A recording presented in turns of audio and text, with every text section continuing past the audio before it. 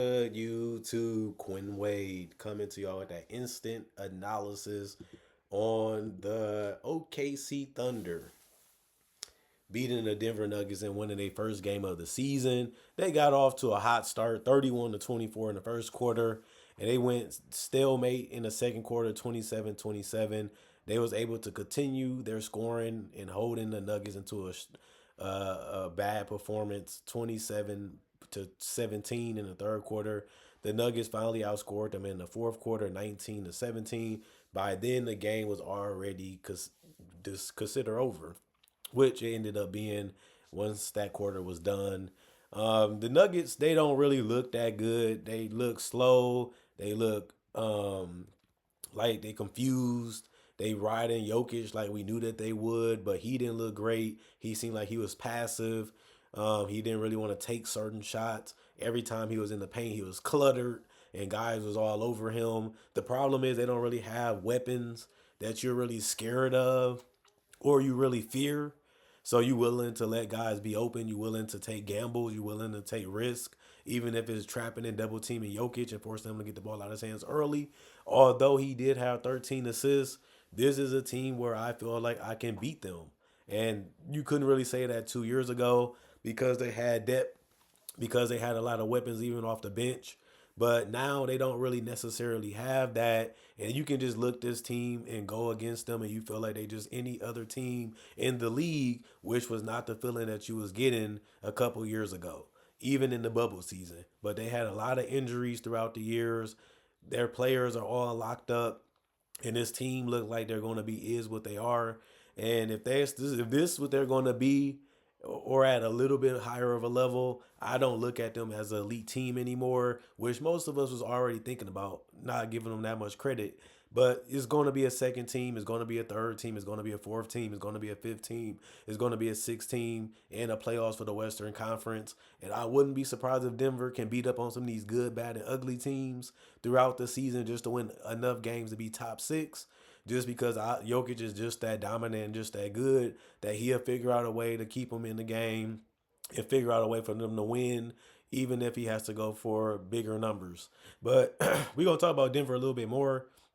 Aaron Gordon, 12 points, -4 and plus minus, one personal foul, two turnovers, one steal, two assists, nine rebounds, five offensive rebounds out of that. 2 of 2 from the free throw line, 0 of 1 from the 3-point line, 5 of 12 from the field. He was doing a lot of cutting and getting a lot of dunks and high percentage shots. Unfortunately for him, he didn't really do much outside of that, and they're gonna need him to do more. But I liked it the rebounding. Michael Porter Jr. did the same. If he wasn't shooting a three, he didn't really do much outside of that. 5 of 17 from the field, 3 of 10 from the 3-point line, 2 of 2 from the free throw line, 8 rebounds, two assists, one steal, two turnovers, two personal fouls, -2 and plus minus 15 points. And Jokic, 6 of 13 from the field, 1 of 3 from the 3-point line, 3 of 4 from the free throw line, four offensive rebounds, 12 of them was the total, 13 assists, two steals, one block, two turnovers, three personal fouls, -9 and plus minus 16 points.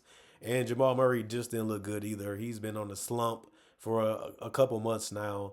4 of 14 from the field, 2 of 6 from the 3-point line, 2 of 2 from the free throw line, two offensive rebounds, six rebounds total, four assists, two steals, three turnovers, two personal fouls, -2 and plus minus 12 points. And then Christian Braun, he looked decent.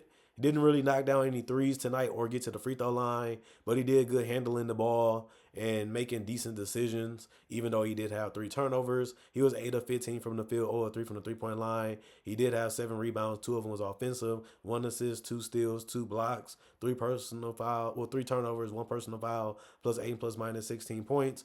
Saric was 1 of 2 from the field, 0 of 1 from the 3-point line, one rebound, one steal, one personal foul, -6 and plus minus 2 points. Zeke Naji, 0 of 1 from the field, zeros across the board.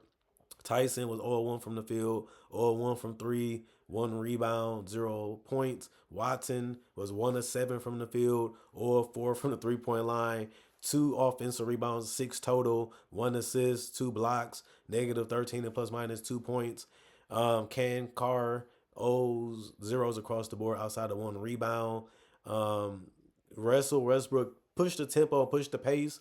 He was able to knock down a three, but really didn't score outside of that in the layup.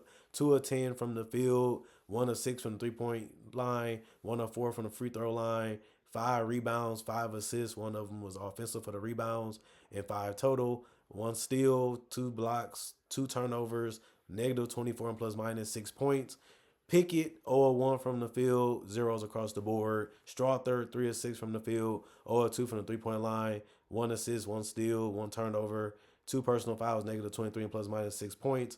And Alexander, 1 rebound, zeros other than that. They did shoot terrible, 35 of 99, 35% from a team that was one of the toughest teams to defend and one of the toughest teams to guard, especially for 48 minutes. They only shot 17% from three, 7 to 39. Even if the looks was decent or open, they couldn't knock them down consistently. They also shot 10 of 14. That's 71% from the free throw line. Now they did grab a lot of rebounds because they did get a lot of misses from themselves too. 57 rebounds, 29 assists, 11 steals, and they did that over the Thunder. They won those battles.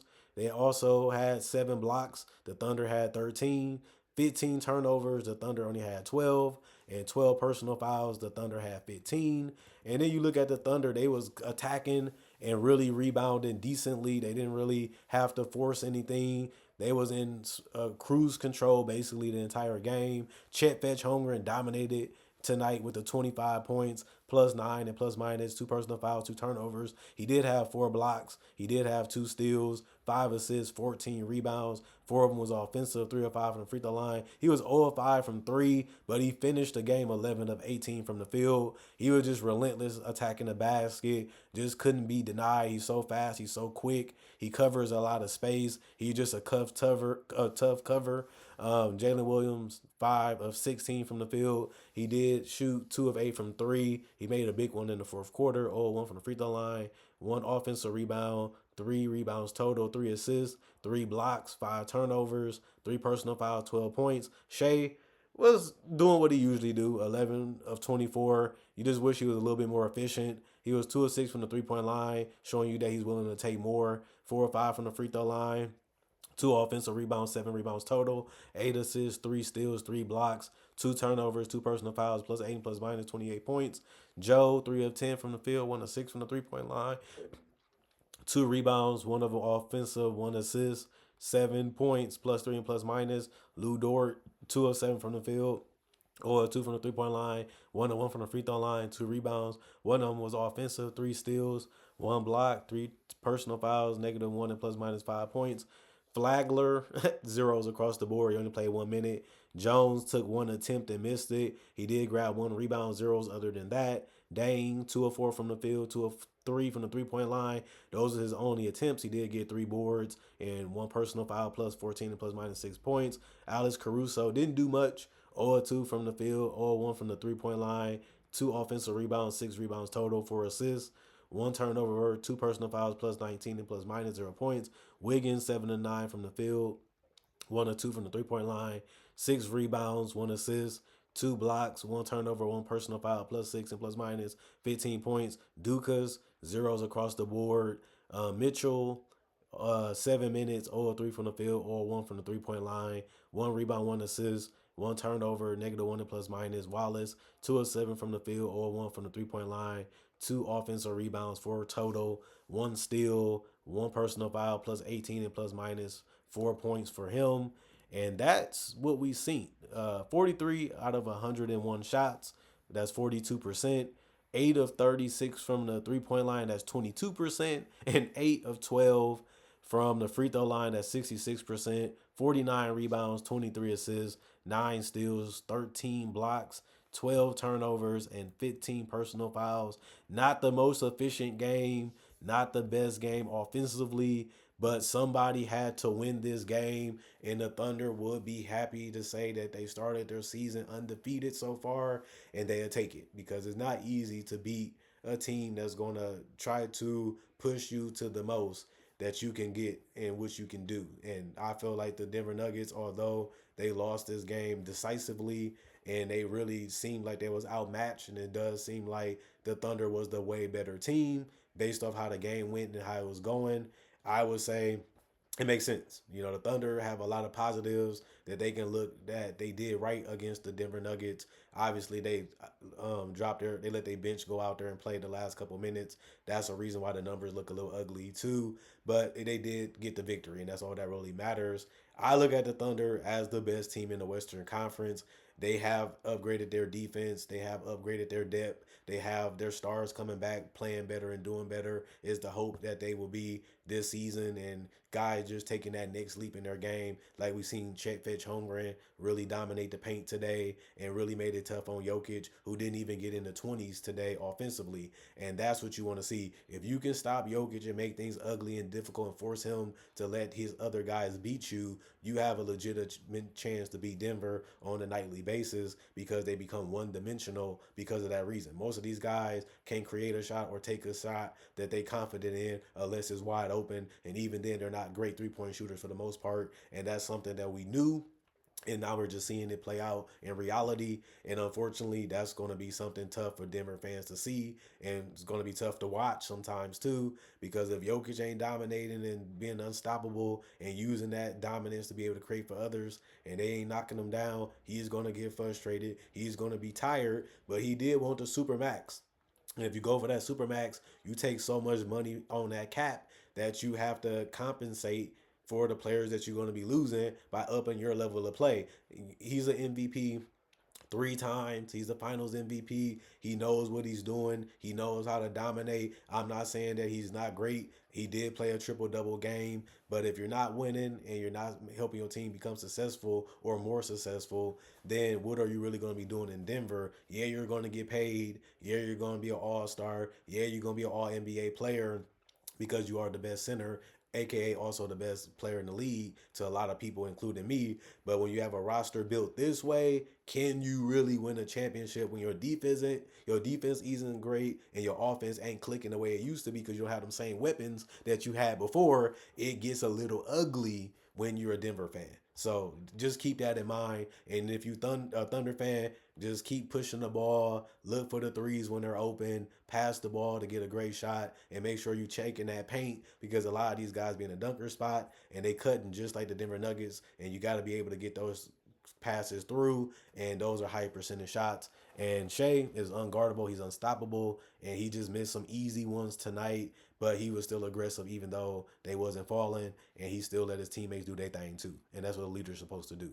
Comment, like, subscribe, share, and hit the notification bell for more analysis. And if you're new to the channel, I got videos just like this, discussions. I also have breakdowns of real footage, tributes with real footage, and breaking down their legacy already on my channel. Got over 2,000 videos. So if you love basketball, you can't get enough of it. I upload every day throughout the day, each and every day throughout the years, throughout the months. I'm the most consistent YouTuber on YouTube when it comes to basketball content. And if you need it and you fiend for it, this is the channel for you. I promise. Most people always agree with that, if not 100%. And if this is a reminder, if you already been a fan of the channel and you missed a couple days, or you missed some opportunities, or you was too busy, make sure you've checked frequently on this channel because I upload a lot. So you probably missed a lot of content because you was tired or because you was busy. I hear you. I feel you. This is just a reminder. Other than that, I'll be back with that Sacramento game.